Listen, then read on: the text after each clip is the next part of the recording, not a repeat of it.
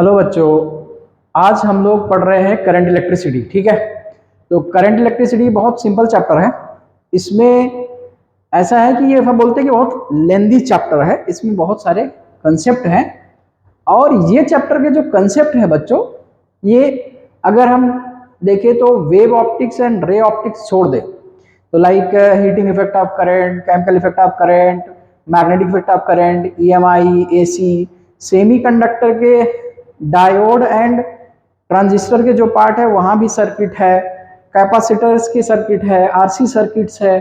तो मैं ये बोलूं ऐसे बहुत सारे चैप्टर्स हैं जिसमें करंट इलेक्ट्रिसिटी के कंसेप्ट यूज होने हैं। तो ये चैप्टर को बहुत सीरियसली लेना पड़ेगा आपको। जैसे हम लोग बोलते हैं शॉर्ट नोट जो रिवीजन के लिए हम लोग बनाते हैं, तो शॉर्ट नोट भी आपको टाइम से बनाते रहना पड़ेगा। जैसे ये लेक्चर में आपने पढ़े हैं तो ये शॉर्ट नोट प्रिपेयर कर लीजिए, उस कंसेप्ट पर बेस्ड क्वेश्चंस की प्रैक्टिस कर लीजिए ताकि आपके कंसेप्ट भूले ना, कंसेप्ट क्लियर रहें और चैप्टर में बेहतर कमांड आए ताकि बाकी आगे के चैप्टर बेहतरीन हो। ठीक है, तो अब ज़्यादा बात ना करते हुए हम लोग शुरू कर रहे हैं आज करंट इलेक्ट्रिसिटी।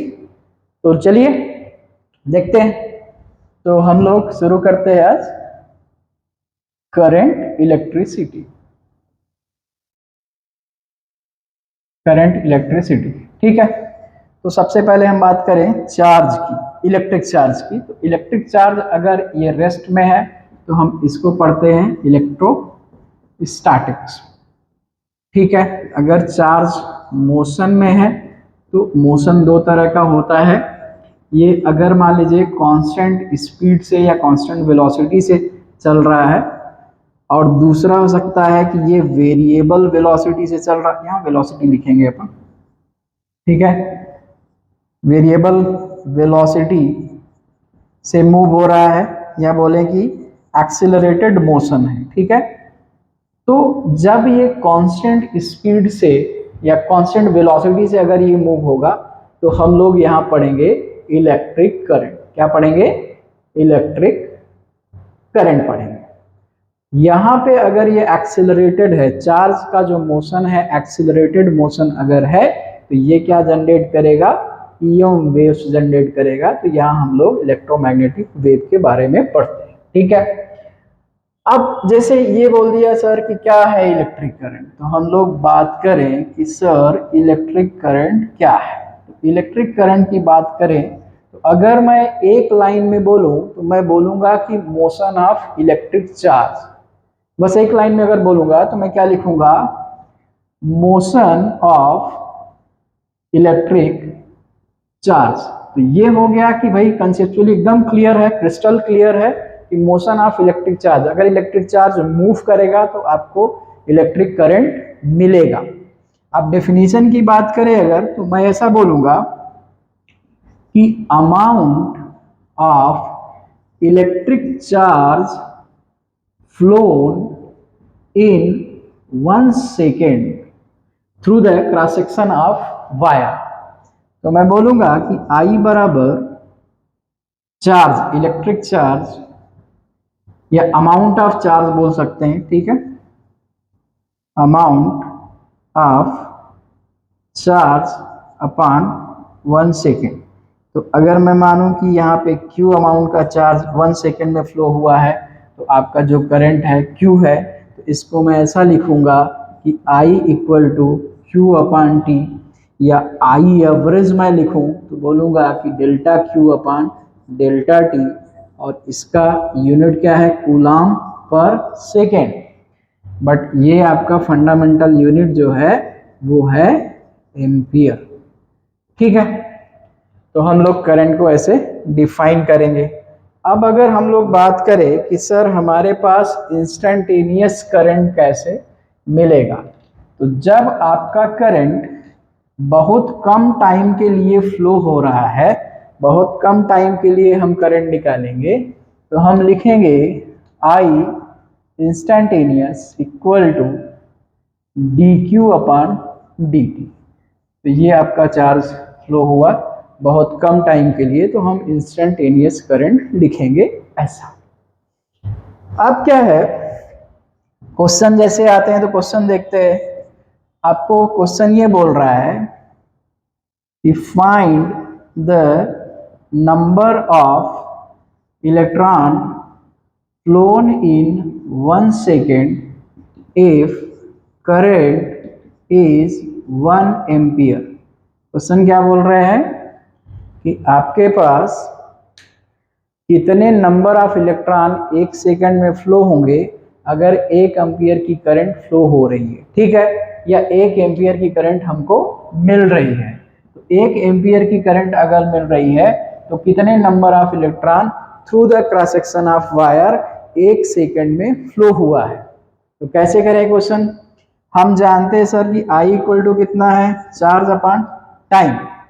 तो चार्ज अपॉन टाइम है, तो अगर चार्ज को देखें तो चार्ज क्या होता है, क्वांटाइज, तो इसको हम लिख सकते हैं NE और अपॉन टाइम।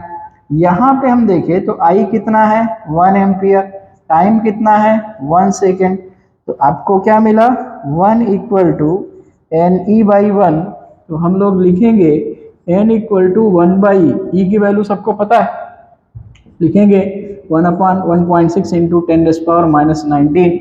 इसको आप सॉल्व करोगे तो ये आएगा 6.25 into 10⁻18 and that is answer 6.25 into 10⁻18 electron पर सेकेंड फ्लो होगा, तो आपको 1 एम्पियर की करंट मिलेगी।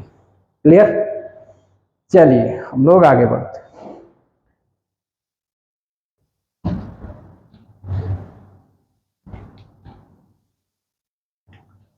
अब कुछ थोड़े और क्वेश्चंस ले लेते हैं। लाइक आपको क्वेश्चन ये दिया है Q equal to T square plus 4t plus 5, ऐसा आपको दिया है इलेक्ट्रिक चार्ज जो कि टाइम के साथ वेरी हो रहा है। क्या बोल रहा है, find out instantaneous current in 2 second, ये पहला क्वेश्चन है। दूसरा है एवरेज करंट इन 2 सेकेंड या 0 to 2 सेकेंड, ये 2 क्वेश्चन है इसमें। तो कहानी ऐसा है कि सर हम लोग बात करें अगर सॉल्यूशन की तो इंस्टेंटेनियस करंट कैसे कराएं, ठीक है। तो इंस्टेंटेनियस करंट का आपने फॉर्मूला क्या लिखा है, dq अपॉन dt, कितने टाइम में, t इक्वल टू 2 सेकेंड में। हम इसको डिफ्रेंशिएट अगर करें तो कितना है ये 2t प्लस 4, राइट, कहाँ पर लिखना है, t इक्वल टू 2 सेकेंड पे। तो आपका जो इंस्टेंटेनियस करंट मिल रहा है वो कितना मिल रहा है बेटा, ये है 2 इंटू 4, सॉरी आपके पास टाइम कितना है 2 सेकेंड, तो प्लस 4, तो 2 2 जा 4 प्लस 4 कितना मिलेगा आपको 8 एम्पियर। ये पहला क्वेश्चन क्लियर हो गया कि सर ये कितना है 8 एम्पियर करंट आपके पास मिला है, right.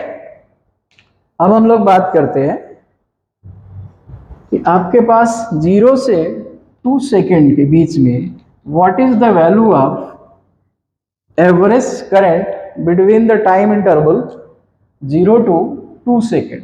So now we have I average equal to delta Q by delta T. That means Q flown in 2 second minus Q flown in 0 second or upon time 2 minus 0. Is it clear?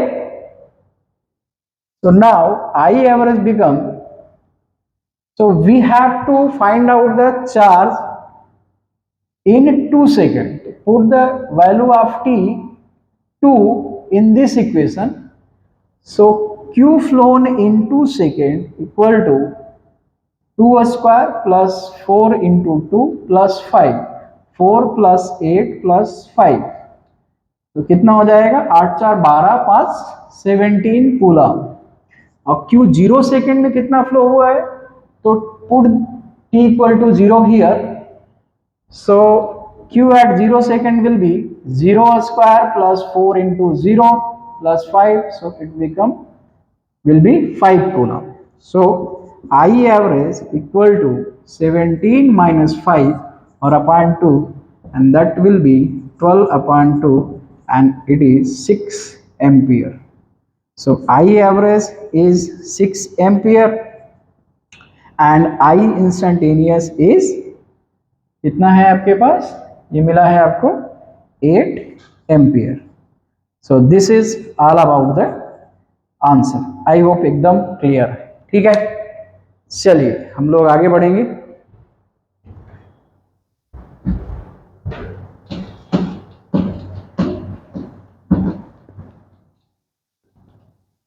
एक question और simple सा लेते हैं हम लोग।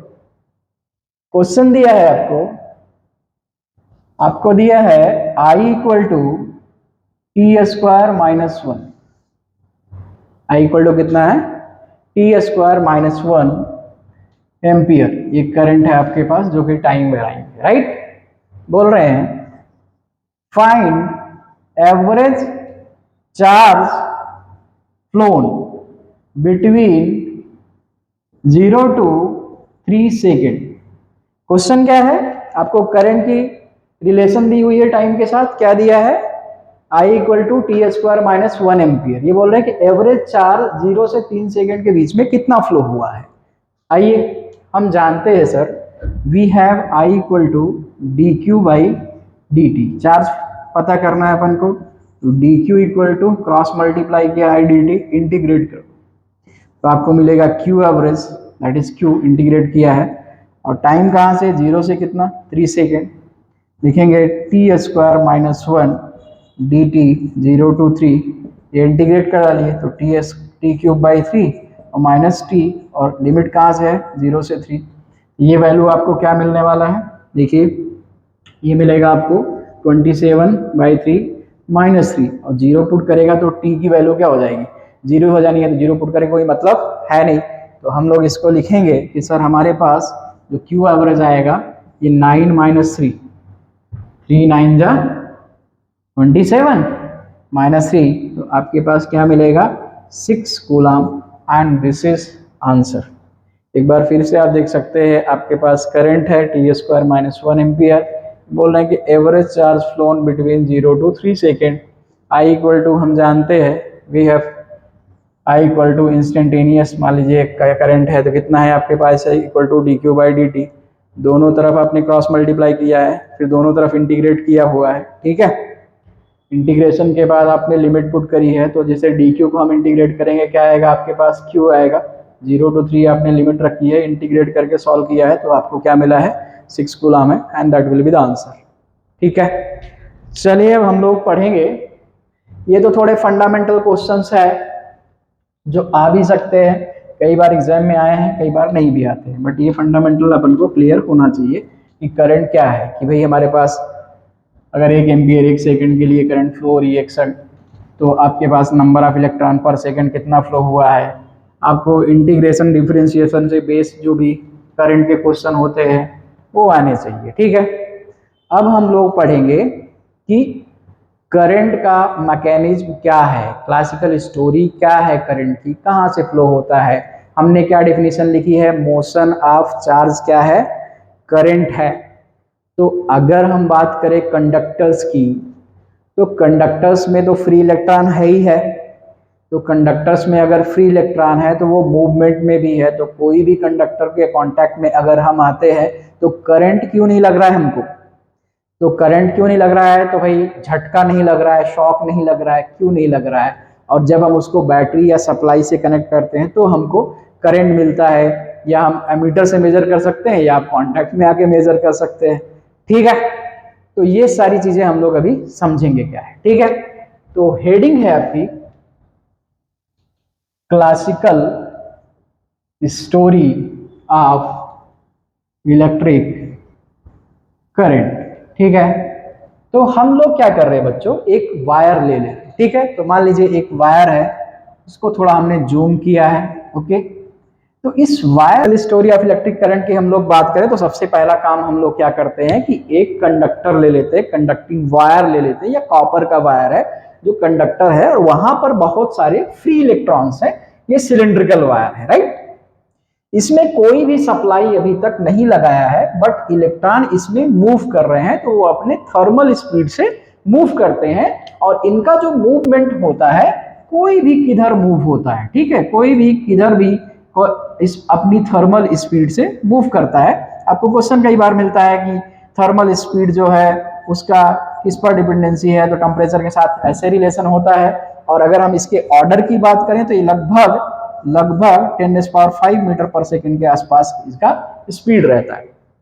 तो जब तक हम किसी कंडक्टर में कोई भी सप्लाई या कोई भी इलेक्ट्रिक फील्ड बोल सकते हैं या कोई भी बैटरी नहीं लगाई हुई है, तो इसमें क्या होगा कि इलेक्ट्रॉन्स रैंडम मूवमेंट करेगा। तो हम ये बोलते हैं कि इसका जो एवरेज स्पीड है वो 0 है, इसलिए हमको यहाँ पे करंट नहीं मिलती है। राइट, कुछ क्लियर है? तो अब हम लोग बात करते हैं कि अगर मान लीजिए कंडक्टर है और उस पे हमने अगर बैटरी कनेक्ट किया हुआ है, बैटरी इज कनेक्टेड या potential difference is applied, then what will happen. तो क्या कंसेप्ट है, what is the concept behind the current will found when the battery is connected. तो बैटरी अगर कनेक्टेड है तो करंट आपको मिल रही है, और बैटरी अगर कनेक्टेड नहीं है तो करंट नहीं मिल रही है। तो करंट ना मिलने का रीजन तो आपको क्लियर हो गया है। और करंट क्यों मिलता है, क्या बैटरी के अंदर करंट रहता है तो बैटरी इसको दे देता है, या बैटरी इलेक्ट्रॉन को चलाता है, या जो अक्यूमुलेटेड इलेक्ट्रॉन है, जो थके हुए या चिपके हुए इलेक्ट्रॉन है उसको मूव कराता है, या सभी इलेक्ट्रॉन को एक ही डायरेक्शन में मूव कराता है। क्या सारी चीजें हो सकती है वो हम लोग यहाँ देखेंगे। ठीक है, तो कहानी ऐसी है कि हम लोग यहाँ पे एक बैटरी कनेक्ट करते हैं। ठीक है, तो हमने यहाँ पे बैटरी कनेक्ट किया है माइनस प्लस। यहाँ पे बहुत सारे आपके पास चूंकि कंडक्टर है तो यहाँ पे बहुत सारे फ्री इलेक्ट्रॉन्स हैं। ठीक है, जैसे मैं यहाँ बैटरी कनेक्टेड करूंगा तो ये हायर पोटेंशियल और ये लोअर पोटेंशियल आपका जनरेट हो जाएगा। तो यहाँ पे एक इलेक्ट्रिक फील्ड सेट होता है, और इलेक्ट्रिक फील्ड सेट हुआ हायर पोटेंशियल से लोअर पोटेंशियल। अब क्या होगा कि ये इलेक्ट्रॉन जो है ये निगेटिव चार्ज है, तो इलेक्ट्रिक फील्ड जैसे हम बात करें कि यहाँ पे मान लीजिए कि इलेक्ट्रिक फील्ड है। ठीक है, और आपने यहाँ पे एक पॉजिटिव चार्ज रखा है, एक निगेटिव चार्ज रखा है, इलेक्ट्रिक फील्ड आपके लेफ्ट से राइट है। राइट, तो जो इलेक्ट्रिक फील्ड है ये चार्ज क्यू है, ये भी क्यू है, तो इलेक्ट्रिक फील्ड क्या करेगा, इस पे फोर्स अपने ही डायरेक्शन में क्यू ही लगाएगा, और इस पे फोर्स कितना लगाएगा, अपने ही डायरेक्शन में माइनस क्यू ही लगाएगा। ठीक है, मतलब ये है अपने अपोजिट डायरेक्शन में, सॉरी ये मतलब माइनस क्यू लिख सकते हैं, या आप डायरेक्टली इसको क्यू ही लिखिए, अपने अपोजिट डायरेक्शन में फोर्स लगाएगा। ठीक है, ये चीजें जो है कि ऐसा क्यू लगाता है, तो ये कंसिडरेशन लिया जाता है टेस्ट चार्ज से। तो जो टेस्ट चार्ज होता है +1 कूलाम का होता है, वो इलेक्ट्रोस्टैटिक का पार्ट है, मैं वहां डिस्कस नहीं कर रहा हूं। तो +1 कूलाम का टेस्ट चार्ज होता है, जिससे हम डिसाइड करते हैं कि पॉजिटिव चार्ज से जो लाइन ऑफ फोर्सेस निकलती हैं तो पॉजिटिव चार्ज से ओरिजिनेट होती हुई मानी जाती है, और नेगेटिव चार्ज पे टर्मिनेट होती है या इन्फिनिटी पे जाके टर्मिनेट होती है। तो फिर नेगेटिव चार्ज पे हमने क्यों नहीं मान लिया कि जो आपका लाइन ऑफ फोर्सेस है वो जनरेट होती है, टर्मिनेट ही क्यों मान लिया। तो ये कंसिडरेशन है जो आपने माना हुआ है कि test charge unit positive charge है। अगर आप माने होते कि जो टेस्ट चार्ज हम यूज करते हैं वो अगर यूनिट नेगेटिव चार्ज यूज करते तो ये फिर उल्टा होता था, तो वो बहुत दूसरी कहानी है, हम लोग यहाँ पे डिस्कस करते हैं। ठीक, क्या किया है बच्चे, सिंपल सा है, एक कंडक्टर है जिसमें बहुत सारे फ्री इलेक्ट्रॉन्स है, मैंने उसमें एक बैटरी लगा दी है, वोल्टेज आप भी मान लीजिए, यहाँ पे एक इलेक्ट्रिक फील्ड सेट हो गया है हायर पोटेंशियल से लोअर पोटेंशियल। अब इलेक्ट्रिक फील्ड क्या करेगा, इन नेगेटिव चार्जेस इलेक्ट्रॉन पे क्या करेगा, फोर्स लगाएगा। कितना फोर्स लगाएगा, E इंटू ई लगाएगा। अब दुनिया में पहले फोर्स आएगी एक्सीलरेशन, तो जहां फोर्स है वहां पे क्या आएगा, एक्सीलरेशन आएगा। तो ये चार्ज पे अगर मैं एक सिंगल इलेक्ट्रॉन की बात करता हूं, ठीक है, तो मैं अगर सिंगल इलेक्ट्रॉन की बात करूं यहाँ पे, बाकी सारे के साथ यही हो रहा होगा, वो हम लोग देखेंगे। तो जब इस इलेक्ट्रॉन पे फोर्स लगेगा तो ये इलेक्ट्रॉन मूव करेंगे, और जितने सारे फ्री इलेक्ट्रॉन थे हैं और वो रैंडम मूवमेंट में थे, तो वो क्या कर रहे हैं, सारे एक ही डायरेक्शन में मूव करना शुरू कर देंगे। तो सारे इलेक्ट्रॉन्स क्या करेंगे, एक ही डायरेक्शन में जब मूव करेंगे तो यहां पहुंचेंगे, और ये वायर के थ्रू इलेक्ट्रॉन ऐसा मूव होगा, और ये इलेक्ट्रॉन ऐसा मूव होते हुए फिर से आपके कंडक्टर में यहां पहुंच जाएगा। तो मतलब क्या हुआ, एक ऐसा आपको कनेक्टिविटी मिल गई और आपका करंट फ्लो होने लग गया। तो जिस डायरेक्शन में इलेक्ट्रॉन या नेगेटिव चार्ज फ्लो होगा उसके अपोजिट डायरेक्शन में आपको क्या होने लग जाएगा, करंट फ्लो होने लग जाएगा। तो करंट आपका जो होगा ये वाला, ये जो अपन थोड़ा ऐसा जिगजैग बना रहे हैं, तो ये आपको करंट फ्लो होने लग जाएगा। तो आई होप समझा है, सिंपल है। बैटरी लगाई है तो पोटेंशियल डिफरेंस जनरेट हुआ है, higher potential to lower potential, एक इलेक्ट्रिक फील्ड सेट हुआ है। ये इलेक्ट्रिक फील्ड क्या कर रहा है, चार्जेस पे, सभी चार्जेस पे या सभी इलेक्ट्रॉन्स पे एक ही डायरेक्शन में फ्लो फोर्स लगा रहा है, तो सारे इलेक्ट्रॉन क्या करने लग जाएंगे, एक ही ऐसे मूव करने लग जाएंगे, और इलेक्ट्रॉन का मूवमेंट हुआ तो क्या होने लग जाएगा, आपको करंट मिलने लग जाएगा। तो बैटरी के अंदर करंट नहीं थी, बैटरी ने इन इलेक्ट्रॉन्स को मूव कराना शुरू किया है, जिससे आपको एक ही डायरेक्शन में मूव कराना शुरू किया है, जिससे आपको क्या मिला है, करंट मिली है। तो सर जब आपका चार्ज इलेक्ट्रॉन पे फोर्स लगा है तो एक्सीलरेशन आया है, तो क्या वेलोसिटी भी आएगी? हाँ वेलोसिटी आएगी। कौन सी वेलोसिटी आएगी? ड्रिफ्ट वेलोसिटी आएगी। क्या आएगा? Drift velocity. तो आप समझो कि हम लोग जो v equal to U plus A T लिखते हैं, तो ये इक्वेशन है मोशन का जो केवल 1D में यूज होता है। ये इक्वेशन केवल वन डायमेंशनल मोशन में यूज होगा, बाकी कहीं पे यूज नहीं होगा, और ये पार्टिकल्स के लिए यूज होगा।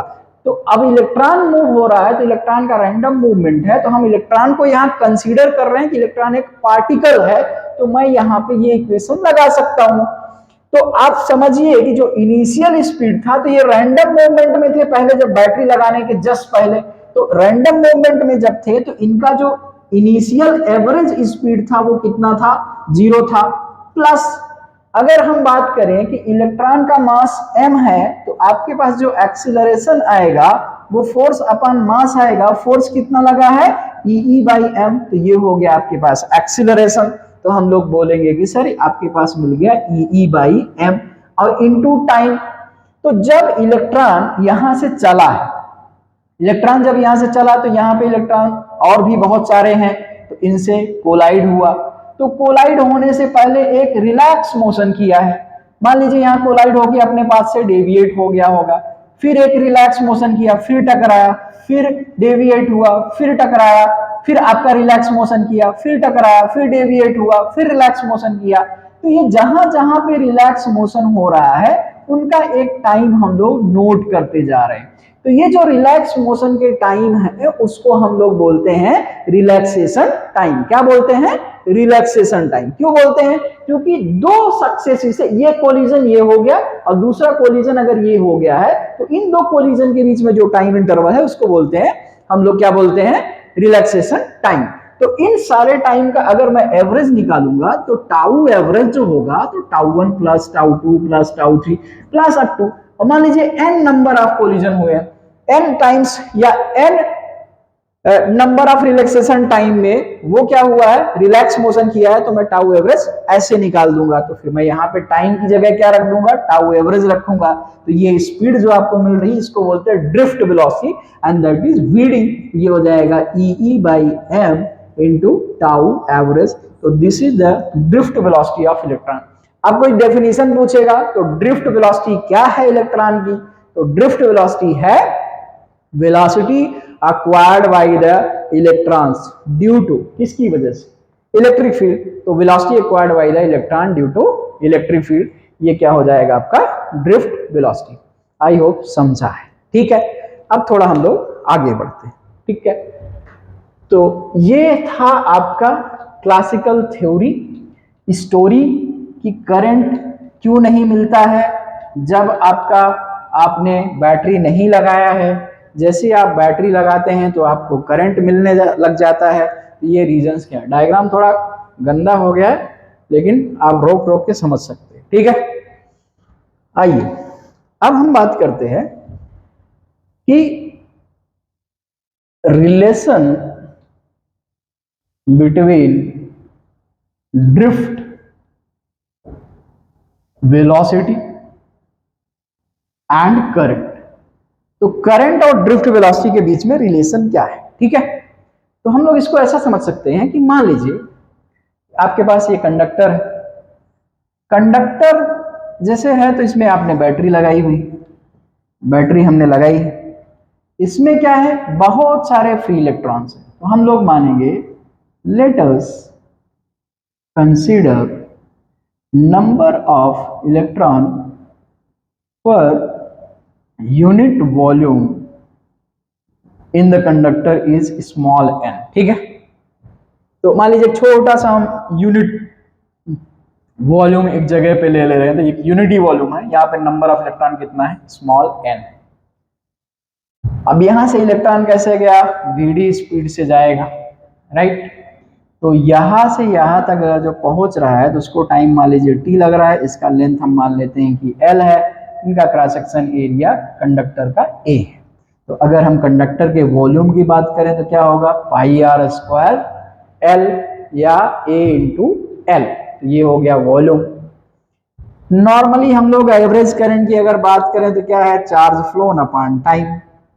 तो चार्ज कितना फ्लो हो रहा है, तो आप समझो कि अगर यूनिट वॉल्यूम में small n number of electron है तो इस पूरे वॉल्यूम में कितना है, तो यूनिट वॉल्यूम में आपके पास कितना इलेक्ट्रॉन है, n। तो Al वॉल्यूम में कितना हो जाएगा, NaL। मतलब ये total number of electron in this conductor मिल गया है। तो टोटल नंबर ऑफ इलेक्ट्रॉन मिल गया है तो चार्ज कितना होगा, Ne होगा। और अपॉन टाइम क्या है, तो ये इलेक्ट्रॉन यहां से यहां तक पहुंचने में टाइम कितना ले रहा है, तो L बाई वी डी क्या है, आपका टाइम है।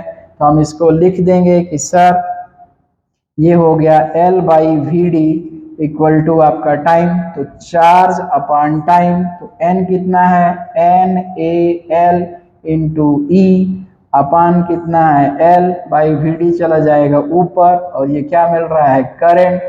तो L ने L को मारा, तो I इक्वल टू आपको मिलेगा NeaVd, and this is the relation between drift velocity and current.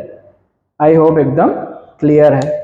थोड़ी सी हम लोग डिपेंडेंसी चेक कर लेते हैं ड्रिफ्ट स्पीड की, करंट पे कितनी है या फिर आपका क्रॉस सेक्शन एरिया पे कितना है, ये सारी चीजें हम लोग चेक करेंगे। तो आइए देखते हैं कि ड्रिफ्ट वेलोसिटी कहाँ कहाँ पर डिपेंड करेगी, ठीक है। तो ड्रिफ्ट वेलोसिटी की डिपेंडेंसी जब चेक करेंगे तो मान लीजिए कि आपको करंट फ्लो हो रही है, तो NeaVd है, तो हम Vd इक्वल टू लिख सकते हैं I अपान Nea। अगर हम लोग बात करें कि आपके घर में ऐसा कम डायमीटर वाला वायर है और एक ज़्यादा डायमीटर वाला वायर है, आपने दोनों को जोड़ दिया है, आपके घर से 6 एम्पियर करंट जा रही है, तो यहाँ से भी 6 एम्पियर करंट फ्लो होगी।